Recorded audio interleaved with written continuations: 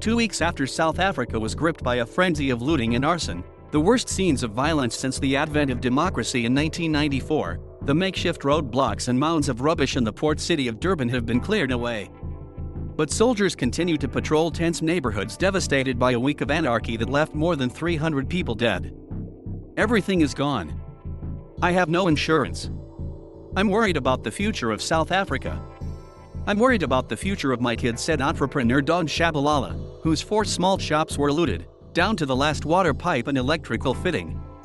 She recalled watching in horror and frustration as overstretched local police made no attempt to stop the destruction. I fear it can happen again. But where do I go? What do I do? I had 12 staff that I can't afford to pay. The government didn't take any notice of this, she said, standing in her ransacked hair salon on a street where every shop appeared to have been cleared out, with several set on fire too.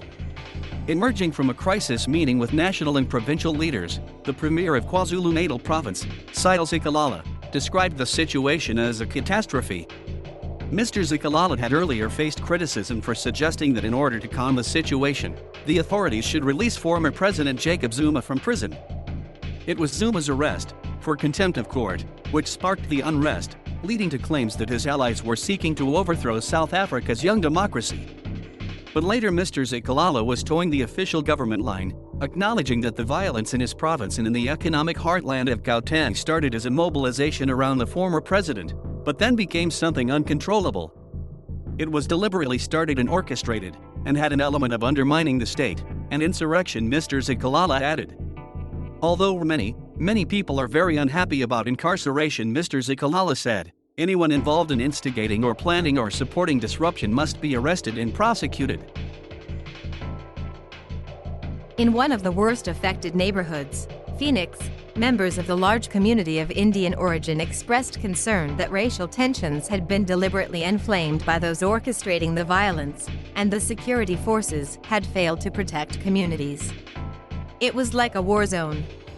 It was something orchestrated. Something sinister. These were highly trained guys.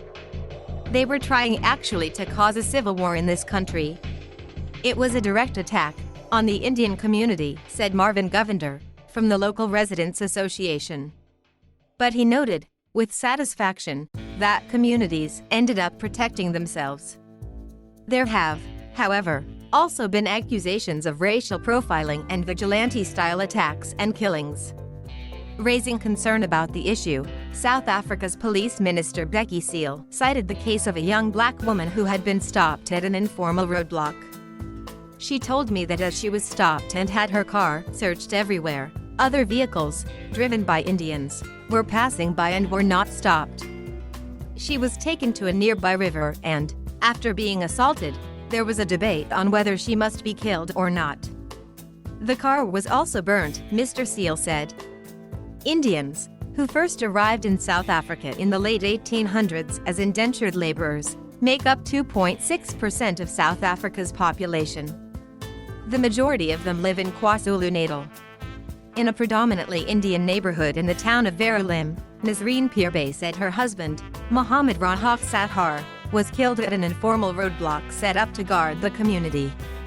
Video footage from the scene, on a main road near the family's business, showed a red car speeding directly into a crowd. There were 5 black guys in the car. He drove at full speed, taking out 8 guys, 5 critically injured. My husband was one of those killed. It was something so ugly, and so bad.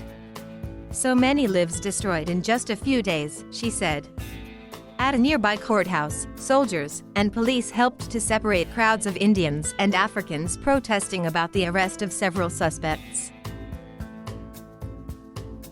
Dobile Makais, a construction worker, stood in a small crowd of protesters, wearing Zuma-themed shirts, and singing songs that were popular during the struggle against the racist system of apartheid, which ended in 1994 with the rise of the African National Congress, then led by the late Nelson Mandela, to power. "We don't trust the judiciary," said Ms. Makais, to roars of approval and shouts at Zuma. Before he was imprisoned, the former president had repeatedly questioned the integrity of the country's top judges, accusing them of political bias against him, and prompting the Constitutional Court to accuse Zuma of seeking to destroy the rule of law. Many people in KwaZulu-Natal's main city, Durban, shocked by the scale of the unrest, seemed convinced that there would now be a backlash against Zuma and his allies within the governing ANC. They failed. They didn't destroy the communities. It was a way of encouraging communities to become stronger, and from all different countries, said Anthony Kirkwood, a local marketing director. I think that's the most brilliant thing we witnessed. But Nkosetsha Shizi, an activist who heads a new pressure group working to support Mr. Zuma's calls for radical economic transformation, said there was no evidence to link the former president and his supporters to the violence, and argued that it was black South Africans, trapped by systemic poverty, who were the real victims. People are willing to lay down their lives in defense of the ideals that President Jacob Zuma stands for. This is not a war against white people. This is not a war against Indian people. It's about the redress of colonial apartheid. The black majority, who went to malls and everywhere to loot, are carrying no spears, no guns. In fact, they are the ones who became victims of war, victims of people who are shooting at them in the name of protecting private property, said Mr. Shizi. Thank you for watching. Please subscribe.